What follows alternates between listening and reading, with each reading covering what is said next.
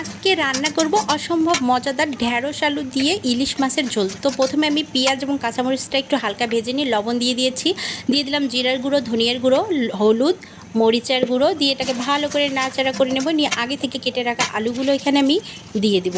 তো দিয়ে আলুটাকেও আমি ভালো করে নাড়াচাড়া করে নেব। নিয়ে এ পর্যায়ে আমি দিয়ে দেবো আগে থেকে কেটে রাখা ঢ্যাঁড়সগুলো। তো ঢ্যাঁড়সগুলো দিয়ে এটাকে আমি ভালো করে একটু কষিয়ে নিব।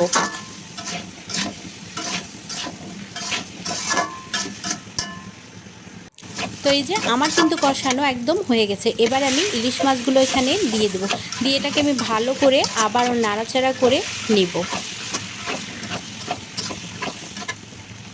তো এই যে এ পর্যায়ে আমি পানি দিয়ে দিব, দিয়ে এটাকে আমি রান্না করে নেব।